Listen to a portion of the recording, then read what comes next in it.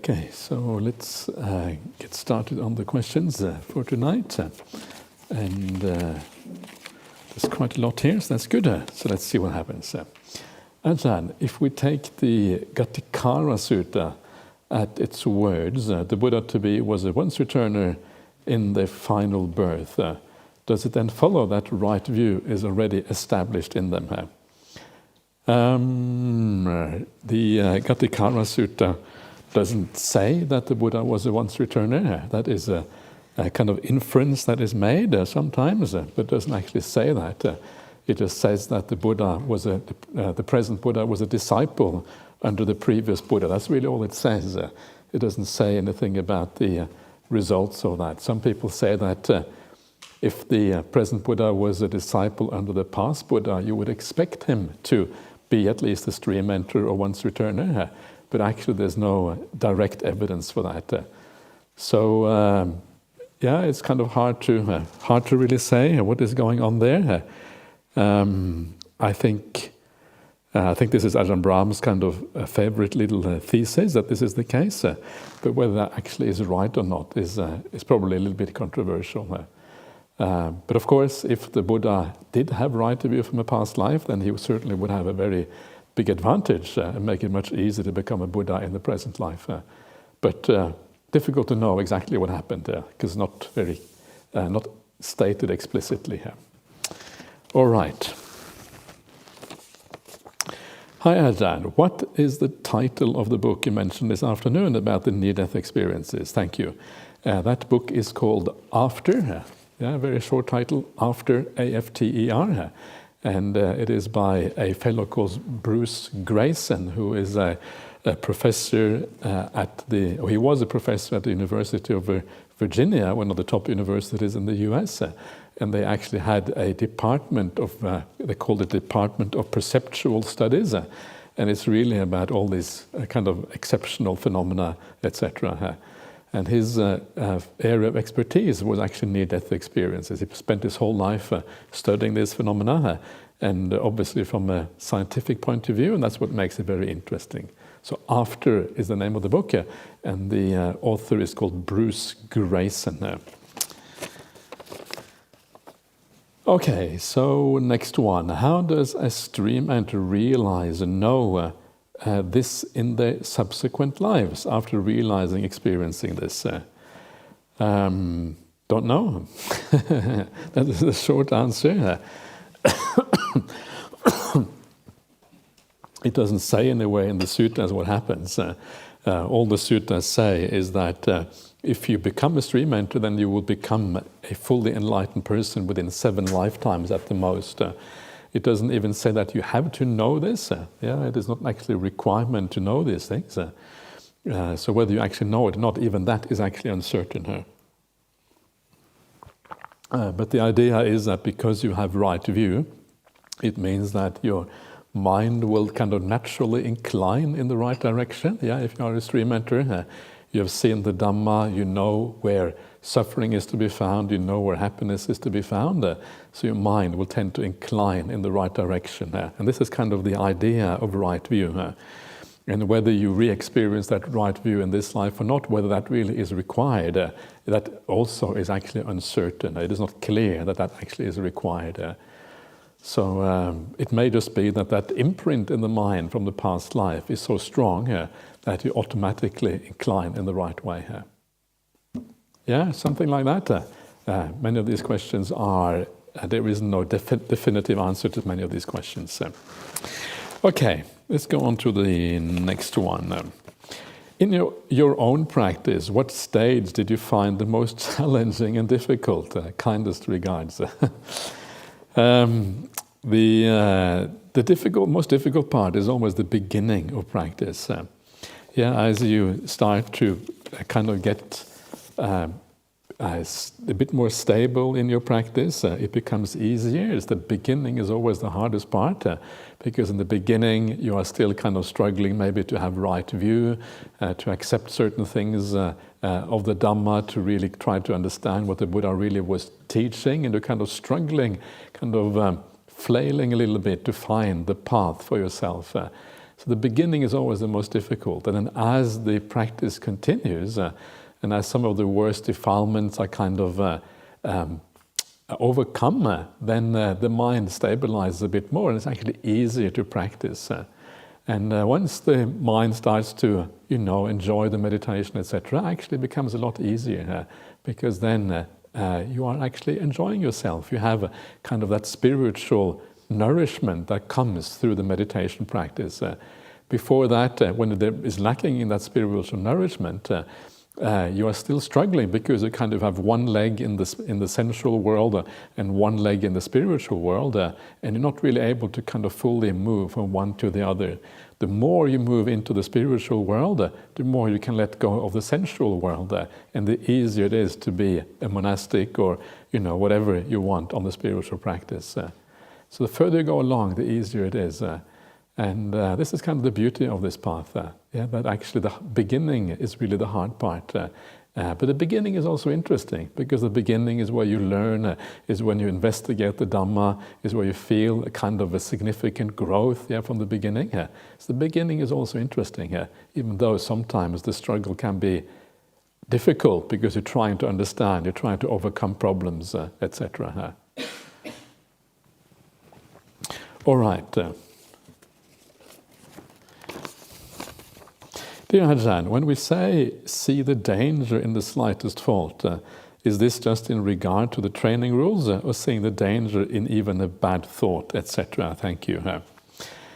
Seeing the danger in the slightest fault, anumatesu vajjesu bhayadasavi, is one of those standard phrases that you find in the suttas. And the idea there is not just the training rules, but actually the entire practice. I think that's quite obvious, because if it's just the training rules aren't really that significant always. Some of them are quite minor, some of them may not really matter as far as morality is concerned. Not everything in the monastic rules is about morality. Some of it is about customs and habits and what is polite, etc. But the morality aspect obviously matters for your ability to meditate and make progress on the path. So that, I think, is what is meant by seeing danger in the slightest fault. So not really allowing the mind to dwell in unwholesome ways, not thinking that doesn't matter, not allowing remnants of bad speech or bad actions to allow that to persist in you, but overcome these things, understanding that they actually matter. You're holding yourself back if you allow even little things to remain, because you are maybe not motivated or whatever to overcome it, or you think it doesn't matter, etc. Actually, it does matter enormously. The idea is that if you really purify your virtue, your morality, meditation is automatic. So if your meditation is not automatic, if you don't find natural joy, natural happiness, natural peace in the meditation, it means that there's something more to be done at the very beginning, which is the path of virtue and kindness and morality. That is where the problem always lies. Coming back to morality all the time. So how pure is your mind? What kind of mental states do you normally have? Do you have a sense of compassion, kindness for the people around you, or do you get upset sometimes? And that is where kind of the difference is between good meditation and bad meditation. So seeing the tiny things can sometimes be obstacles in this practice, and that is what I think is the meaning of this. All right. If someone asks us what is right view, what would be a simple and succinct response to this question? So the succinct and the simple response would be to know the difference between happiness and suffering. In the deeper sense of the word, not just kind of the worldly happiness and worldly suffering, but having a proper understanding of where happiness truly is found and where suffering is truly to be found. That is the idea of right view. So for example, if you look at the Four Noble Truths, understanding the Four Noble Truths is often considered a right view in Buddhism. And the Four Noble Truths, they start with dukkha, with suffering. So it's about having an insight into suffering. where suffering is to be found. Of course, if you understand suffering, you also understand happiness, because this is just the opposite side of the coin. So that is really the answer, I would say, to that one. Understanding happiness and suffering in the deepest, the full meaning of these words. The kind of the Buddhist outlook when it comes to these things. All right. This is going very fast. That's kind of good news. Bhante, how are these different habits, anusaya, kilesas, sankaras, and kamas? Okay, so how are these different?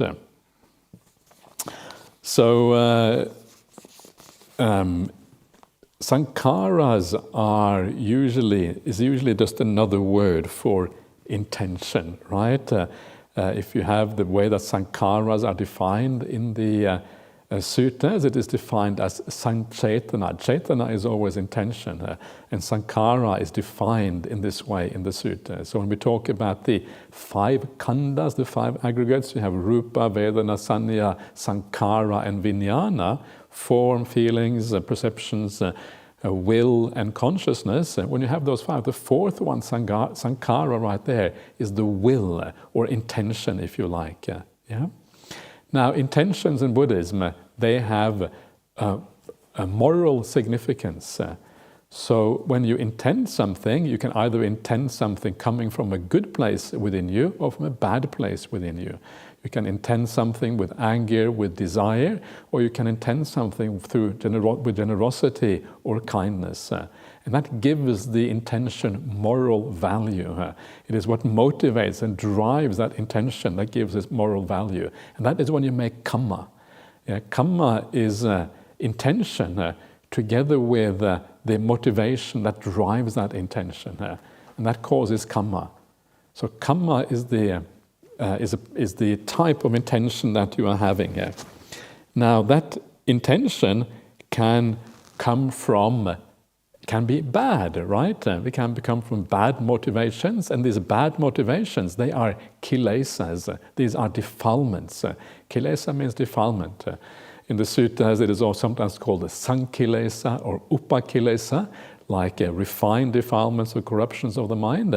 So when the mind is corrupted and you act, your intentions are based on those corruptions, you are making bad kamma as a consequence. If you have corruptions of the mind but you don't act on them and you act on some other beautiful quality of the mind, then you're making good kamma instead. So kilesas are the things that color the intentions. They color the intentions in a bad way. And when you act on those colored intentions, you make bad kamma as a consequence. This is how these things fit together here. Anusaya in the Pali is like an underlying tendency here. And the idea here is that even though you may not be greedy at one particular time, the underlying tendency, the tendency to greed is still there. It is just waiting to manifest. It is not always present in the mind, but it may manifest at any time. And that is the idea of underlying tendencies. So in Buddhism, you're not free of the kilesas until the underlying tendency is eradicated. So the idea is that you reduce the kilesas, you reduce the defilements of the mind. By reducing the defilements of the mind, you can enter a state of samadhi, and after the state of samadhi, you can eliminate the underlying tendencies. So first of all, you have a temporary elimination of defilements that allows you to attain samadhi, and through that samadhi, you can kind of eliminate the defilements completely, which includes the anusayas, the underlying tendencies. And habits are just the tendency of the mind. The mind tends to have a certain way of dealing with things. When you meet certain people, you may feel happy. When you meet other people, you may feel maybe get upset with certain people. Other people may make you feel, I don't know what, some kind of emotions. So the habits of the mind are the habits of how we tend to react to things in the world. And we tend to react to certain things with greed, to other things with ill will, to some things with generosity, to some things with kindness, depending on the input that we get around us. And so our job is to change our habits. And this is why it is so difficult to practice the spiritual path, because habits can be very strong. They have a lot of momentum from the past. And so it's difficult to change our habits. But this is one of the very important things on the path, what we are trying to do. So the tendency of the mind is different. Instead of tending towards ill will, tending towards greed, we tend towards compassion, we tend towards metta, we tend towards understanding, towards generosity. Gradually, you change the direction of the mind. The habits become different. And after a while, you are compassionate to other people. You don't have so much ill will anymore. Why? Because you understand that everyone is really a victim of their habits, victim of their past conditioning. If someone is a victim of their past conditioning, how can you get angry with them? It doesn't make any sense. You have to have compassion for them. And everyone in the world is a victim of their past conditioning. So really the answer is having compassion for everyone. And then rejoicing in those people who are good people, who actually have lots of good qualities. And when you have that combination of metta and compassion, you have a very powerful, built up some very powerful mental qualities that usually will allow the meditation to happen. This is kind of the idea of habits here. So habits and anusaya, are they the same thing? In a sense, they are very closely related to each other, because the anusaya is the underlying tendency, and habit is also like an underlying tendency, because it tends to come back again and again. There is a similarity there, but anusaya tends to focus on those underlying tendencies that are bad qualities rather than positive qualities. Habits is a bit more broad. So I'm not sure if that was what you were asking, but anyways, this is roughly the meaning of these terms in the Pali language and how they kind of operate together, if you like. All right. Dear Venerable Ajahn, thank you very much for the great explanation of the first two suttas. What a marvelous start to the retreat, Ajahn. Well, this is kind of very positive, isn't it? Very nice to hear this. In Samyutta Nikaya 1.1, would you say, Ajahn, not standing still could be interpreted as appamada? Not striving as samadhi. Thank you, Ajahn. Sadhu. So not standing still. So standing still means that you don't do anything, and that could be pamada. Pamada means being negligent. Appamada means the opposite. It means like being heedful or careful or circumspect or something like that. So I would tend to agree that that is probably very close to the truth. Because if you don't do anything, if you don't understand that there is a problem, basically you are negligent. You're not really looking at the world properly. You're not understanding the problems in life. You're not understanding that there is something to be overcome. And then, of course, the problems just keep on coming, and they often get worse as a consequence. And not striving is samadhi. I think the higher kind of not striving is samadhi, because when you enter a state of samadhi, the will is completely gone, the craving, the desire is completely gone. So there certainly is no striving there. But I think also the general practice is about not really striving, but using wisdom instead. So it is true that samadhi is kind of maybe the highest manifestation of not striving, but even before that, we don't want to strive in the sense of pushing ourselves, using too much willpower, but trying to use wisdom instead on the path. The more we use wisdom, the less striving there is. There's just like an inclination of the mind, trying to understand, trying to use the wisdom that we have. Just leaning the mind in the right direction is really what it is about. So you establish right view by reading the suttas, by contemplating what the Buddha is talking about, and then you apply that right view. And when you apply it, that is where you overcome the problems in the mind because you understand things in the right way. But yes, Samadhi is kind of the highest expression of that. I would agree with that. Okay.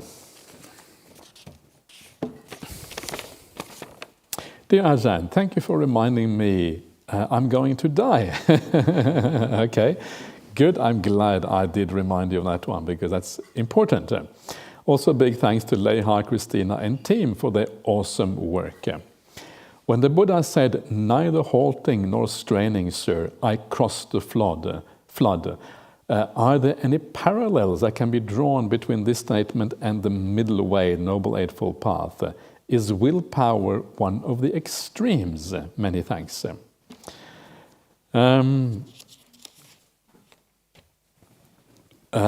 Is willpower one of the extremes? I think it can be understood that way, because if you are practicing the kind of tormenting of the body, also they call the Attakalamatanu Yoga, which is often translated as self-mortification, but it's kind of a very old-fashioned way of talking about things, more like tormenting yourself might be a better way of putting it. Often it includes willpower, because you are doing something that is very painful, and it actually requires a degree of willpower to sustain that. And so that is one way of thinking about it. I think that is not entirely wrong. On the other hand, if you just allow yourself to indulge in sensual pleasures, it doesn't take much willpower, you're kind of just following your natural inclinations. That, I would say, is more like halting. You're just stopping. You're no longer really doing anything to cross the stream. You're just kind of enjoying whatever is there, not actually doing anything. So that might be a way of thinking about the middle way, that you are halting by enjoying the sensual pleasures and then striving by doing the self-tormenting of the bodies. I think that is an interesting approach. And then the middle way is the middle way that starts with right view.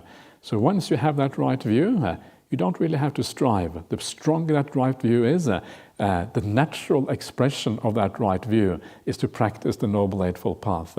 It just happens as a matter of course once right view is established. So I think there is some truth to that. I think that is an interesting way of putting it.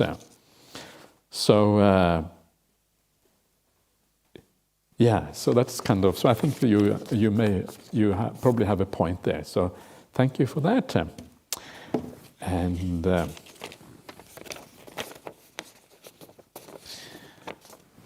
all right. So did the Buddha give examples of how to be more generous? If no, can you suggest and give some examples? I feel in today's world generosity is linked to how much money you can give to charities and people, etc. I feel guilty if I say no. I do support and donate where I can, but I too need money to pay bills, etc. and I can't give it all the way. I am concerned of rebirth in hungry ghost realm as I said no. So generosity is more like an inclination of the heart, an inclination of the mind. So it is really how you feel more than sometimes you can't do it. And whether if you can't do it, you can't. You have to look after yourself. You have to make sure that you are okay. The Buddha says that when you have material possessions, the first person you should look after is yourself. It's kind of interesting. In Buddhism, looking after oneself is actually very important. And then the second people you should look after yourself are your family members, your spouse, your children, etc. And then the broader family, and then maybe people who you, in the Sutta they talk about employees. Maybe you haven't got any employees, but maybe people in the kind of your larger circle of friends. And then it talks about also supporting monastics, samanas they talk about in the suttas. So you do what you can. You know what is kind of the right amount, right, and the right way of being generous. But generosity is very often also just a mental, it's an attitude.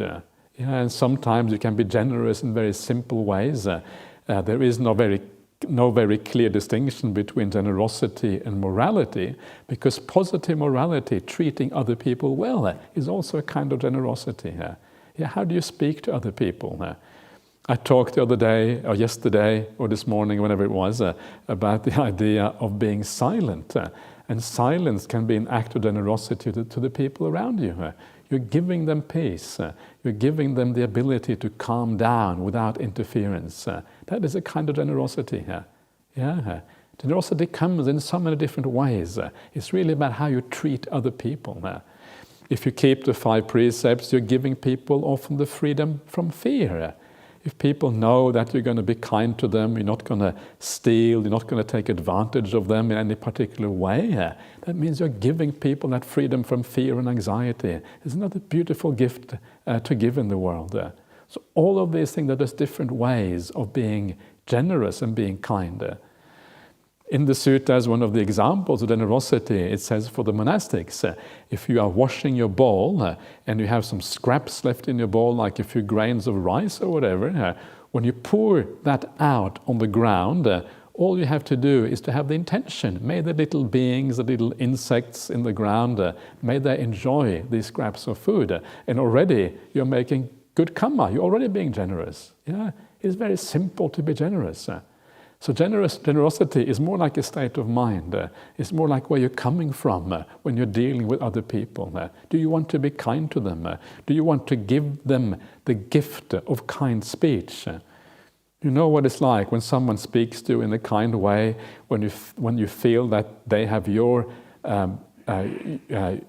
kind of happiness at heart when they speak or whatever, when they speak gently, when they speak meaningfully. It feels really nice when people behave in that way towards you. So almost anything can be an act of generosity in this world. So yes, giving material things or giving money or whatever, that's part of it, but it's really only one part of a much broader kind of thing. So you try to sort of find ways of doing this without hurting yourself or doing something that leads to a problem. So that is really the right way of thinking about this. There's a nice little sutta that in the Samyutta Nikaya that talks about the idea of generosity, and it says something to the effect of when a house is burning, it is the pot that is removed from the house that is of use. So if your house is burning down, if the pot that you have is still sitting in the house, when the house burns down, the pot will melt and it won't be useful anymore. But it's the pot that is taken out of the house that is still useful. In the same way, life is like on fire. It is all on fire. It is all deteriorating, all kind of heading towards destruction in one way or another. And the pot that is removed from the house is similar to the wealth that you use in a good way while you're alive. If you put your wealth to good use, in the sense of supporting whatever is, anyone who is kind of needy or whatever, you use it in a good way to make merit or, to whatever way, that is the money that is salvaged.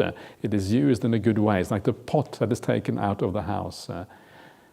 Because you have used it in a good way while you're still living here. It's a kind of a nice simile right there. There's all this kind of awesome similes in the suttas, and they kind of give you an idea of how to live your life. So that's kind of one of them. Anyway, so I hope that makes things a bit more clear here.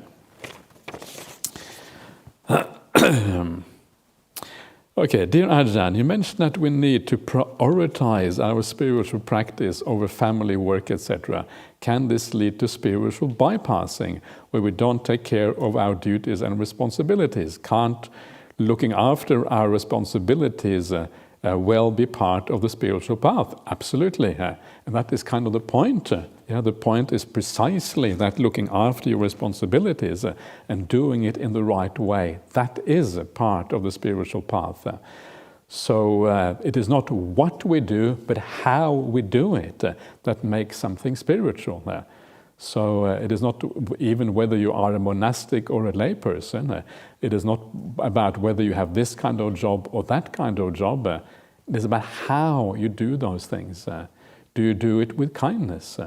Do you do it with a sense of care? Do you do it because you want, you are you want to, to create happiness for the people around you?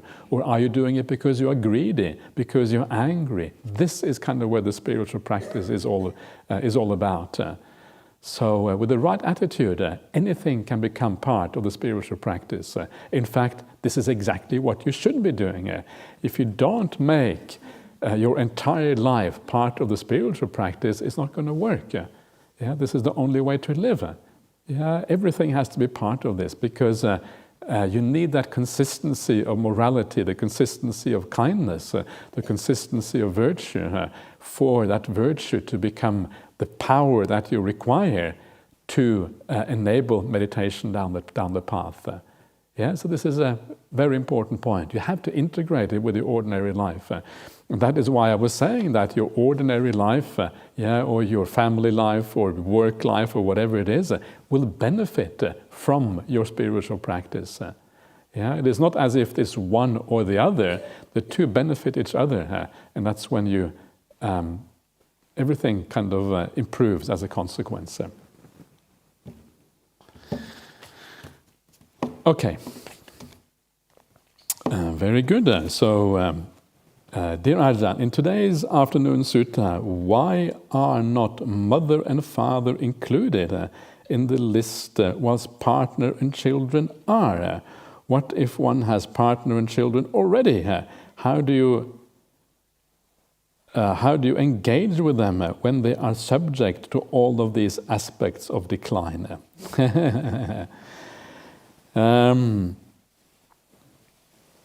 So I suppose that you could include parents in there. I suppose the idea really is that what are you most attached to? And I think what we tend to be more attached to than our parents is our partner and children. I think that is just how things tend to be normally. We can usually deal with our parents passing away because it's like the natural order of things. But if a partner or a child dies, it's usually very, very traumatic and difficult to deal with. So I think the idea here is just to kind of look at the most important things. But yes, sure, you could add mother and father to that list as well. Because especially if there is strong attachment there, you could certainly do that. Nothing wrong in adding that. But I'm guessing the Buddha is kind of sticking to the most important things, the main things or whatever. So if you have partner and children already, how do you engage with them when they are subject to all of these aspects of decline? Well, how you engage with them is you engage with them with kindness. Because if they are subject to all of these kind of things, then you know that they will suffer, you will suffer, everyone will suffer. Suffering is part of existence. And the more we understand the suffering of others and the suffering of ourselves, the more compassion we have and the more kindness you have towards others. And so it is, it doesn't really change anything. But it also means that you become more clear that you want to be independent of the world around you. Because if there is these problems with your partner and children, etc., you don't want to be too attached. You don't want to kind of be too involved, because if you are really, really involved, it's going to be very painful for you when these things happen, when they die or whatever. And the way to be less attached, to be more independent, is precisely to practice the spiritual path. As you practice the spiritual path, you gain the inner sort of inner independence, because you find meaning somewhere else within you rather than finding all the meaning outside. If your entire meaning of your life is with the people around you, you're going to have a big problem when they die or they get old and all of these kind of things. But if you find the meaning within and you have a stability inside of you, it means that you have an independence of the five sense world outside. The Buddha talks about taking refuge in the right place. And refuge in the right place, according to the suttas, is in the Satipatthanas.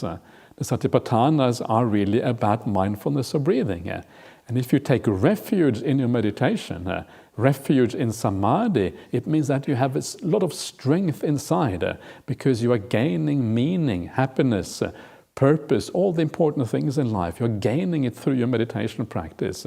It means that the world outside is no longer so important for you.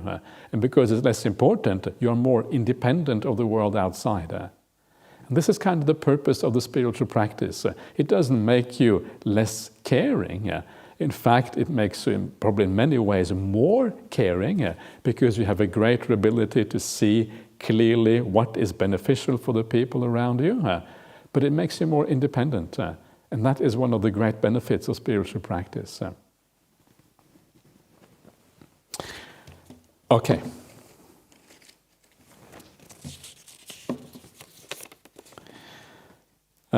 So what was the good book on rebirth reincarnation stories you mentioned? That has already been answered. The book is called After, just to remind you. How do we deal with difficult people in a kind and compassionate way without letting them harm us? Okay, so first of all, is to remember that if someone is difficult, and especially if they have many bad qualities, is to remember that this is the way they have been conditioned. And that because they have been conditioned in that way, because this is their habits, because this is how they have been formed, maybe through past lives or through experience in this life, basically they have no choice but to be the way they are. Maybe they can gradually develop out of that, but they are trapped by those past habits. And this is the first thing to understand. And once you understand that other people are trapped by the bad habits, you can start to have compassion for them. But the point is that when you are compassionate and kind to others, it doesn't necessarily have to be the way you act towards them. You don't have to kind of deal with them directly always.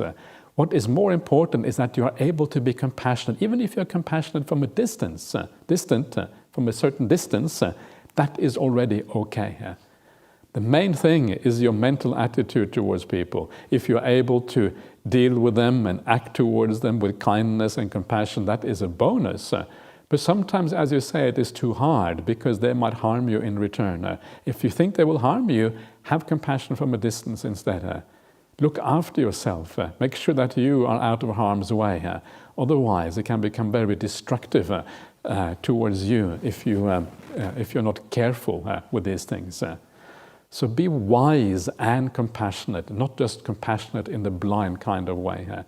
And then you are going to be on the right track. It's about looking after people, looking after yourself, and then you are doing the right thing. And then you may find that sometimes you can also act out of compassion. Sometimes an opening may arise, and you know that they're not going to harm you, and then you can also act in the right way as well. But finding doing this in the right way is important. Okay. Dear Ajahn, how does one find the sweet spot between restlessness and drowsiness when meditating? This is kind of the holy grail of meditation. Finding that sweet spot, so the answer usually is by enjoying your meditation. If you are drowsy, there are many reasons for being drowsy. One reason is simply that you've been working very hard, you've been using your mind too much, and so you are drowsy.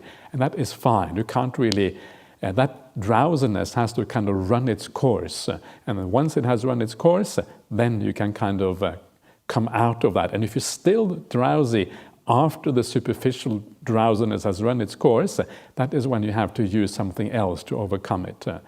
The same way with the restlessness of the mind, when you come into a retreat in the beginning, you bring a lot of the habits from your ordinary life, a lot of the thinking, the momentum from ordinary life. It takes a while for that to die down. But once that has died down and you are still restless, well, that is when you have to overcome it using some of the means that the Buddha gives us. And what are those means? And one of the most important ways is to enjoy what you are doing, enjoying the meditation, learning to have a positive perception of the people around you, remembering positive aspects of your life. The Buddha calls this Chaganusati or Silanusati, knowing that you live well and reflecting on that. Yeah, knowing actually I live a pretty good life. I'm keeping the 5 precepts. I tend to be kind and caring for other people. Okay, so you can feel good about yourself. And just that memory, knowing that you live well, can often have a good bring a good feeling with it. Or it can be specific instances in your life, yeah, when you have acted with kindness. Or you are just kind to people around you right now on this retreat. Kindness can also be transmitted without speaking, just through how we act with gentleness and care and these kind of things. Even how we think about the people around us. So just that kindness, can give rise to a sense of brightness in the mind. And this is the critical thing, to learn to enjoy and to learn to use the mind to give rise to these positive qualities. I mentioned yesterday also the idea of having the Buddha as your teacher, is a very kind of beautiful thing, beautiful idea. Having a strong Buddhist community right here in Perth with a strong monastic Sangha, with lay people who are practicing really well. All of these things are very beautiful things. And if you can inspire yourself by thinking about these things, that inspiration is often the thing that you need to overcome both restlessness and also drowsiness. Because if you are inspired, you're not going to be drowsy. If you are inspired, you're also unlikely to be restless because the mind is enjoying what it is doing. It will stay with the object of meditation as a consequence. So this is really the critical thing, learning to enjoy. And when you're learning to enjoy, that is where these hindrances tend to disappear.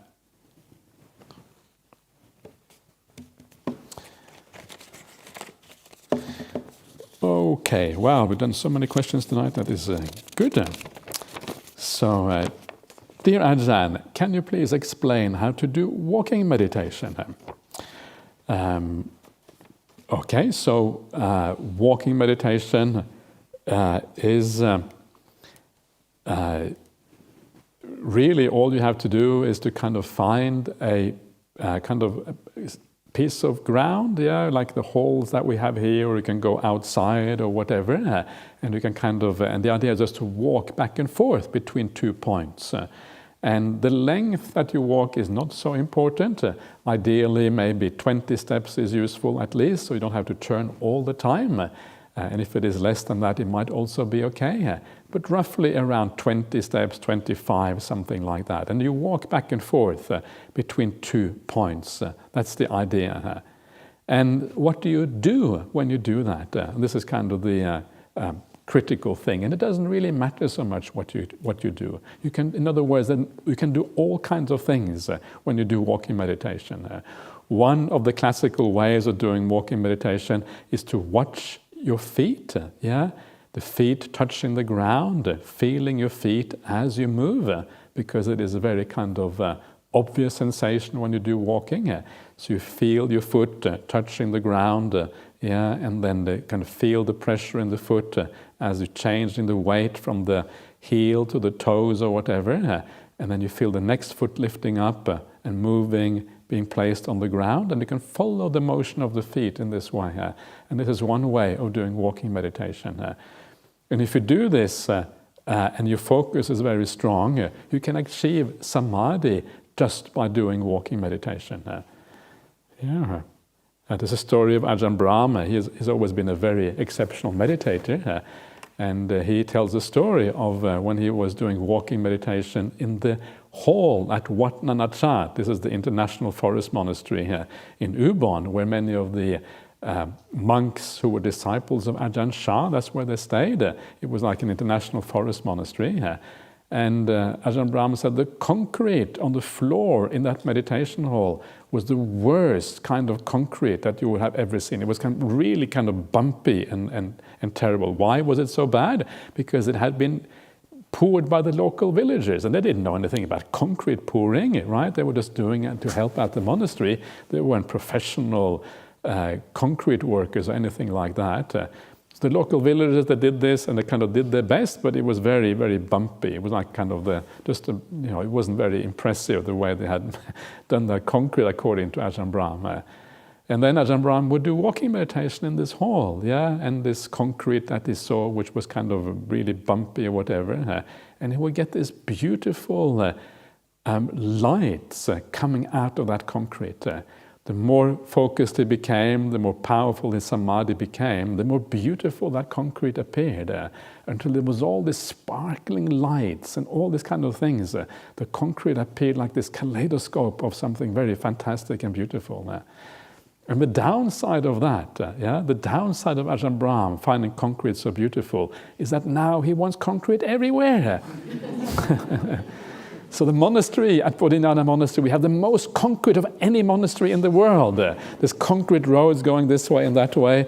And whenever you ask Ajahn Brahm, well, what should we do with this road? Ajahn Brahm always says, concrete that road. That's kind of Ajahn Brahm's default answer to what we should do with these roads. So this is what happens when you walk in meditation. It's really powerful. You see beauty in anything. And this is kind of the what happens. So this is the Samadhi aspect or the samatha aspect of walking meditation. I am not sure if I would necessarily recommend that. You can try that, but sometimes when you sit down and you're kind of trying to calm the mind in sitting meditation, sometimes it's good to do something else when you do walking meditation, because the mind can only deal with so much calming. There comes a point when the mind gets rebellious and it wants to do something else. So I would recommend doing something else when you do walking meditation. And so what should you do? And what you can do is you can do some contemplations. You can contemplate the content of the suttas. You can contemplate, like we're talking today, about old age and death and these kind of things. And you can reflect on that and see how it applies to you.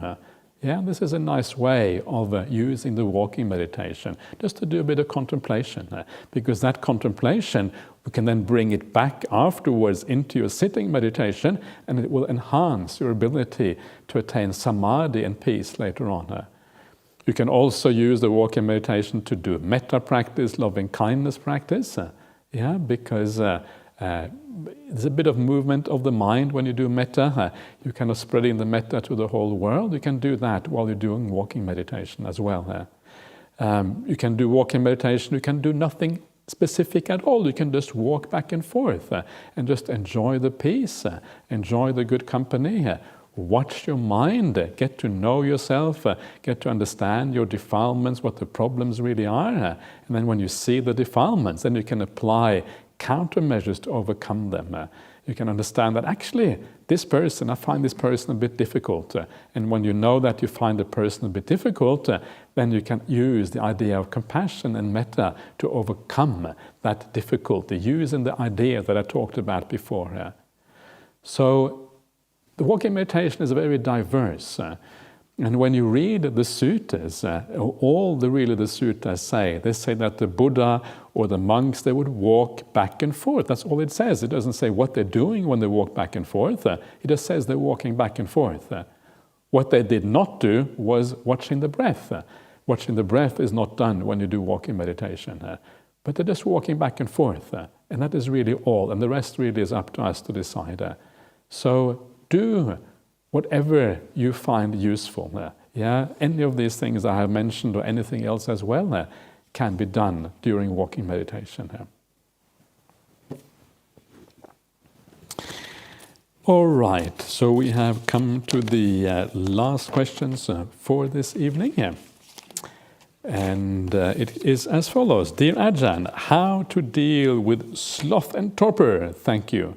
In other words, sloth and torpor is the old translation for tinna midda in Pali, which now these days is often rendered maybe as tiredness and lethargy or something like that.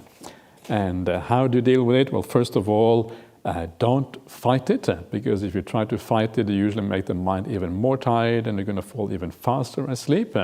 So if you find that you fall asleep and you start snoring right here in the meditation hall, that is okay. If you snore, we will have compassion for you. We will say, okay, this person, wow, they're really relaxing and enjoying the time here in the meditation hall.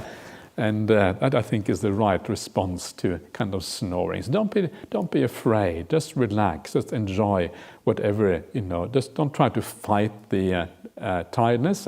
It usually makes it worse. Some of the time, what you will find is that the tiredness that you have is just what you have brought with you from your ordinary life. And then once you overcome that, suddenly you find your mind brightening up. I always like the story of one of my fellow monastics who tells me that every time he sits down, he starts off by nodding, every single time. And it doesn't take long, however, before his mind clears up, and then his meditation actually is quite powerful after that. So sometimes you just need to get rid of that superficial tiredness, and then the meditation is okay. Sometimes that does not work. Sometimes the tiredness carries on. There could be many reasons for that. One of the reasons is not enough happiness in the mind. And then again, you need to inspire the mind. You need to bring some positive feeling into the mind. And when you get those positive feelings in the mind brightens up, and the tiredness and lethargy kind of evaporates like the dew before the sun. Bang, it's gone. And then you are bright and clear, and the meditation works really well. So this is the idea. Don't fight it. Instead, use the wisdom, use the basic ideas of the Buddha on how to bring the brightness into the mind, and then you're going to be on the right track. Okay, everyone, that is all for tonight. So let's just do the Arahang Samma Sambuddha together, and then I wish you all a good night's rest, and we'll see you again tomorrow morning here.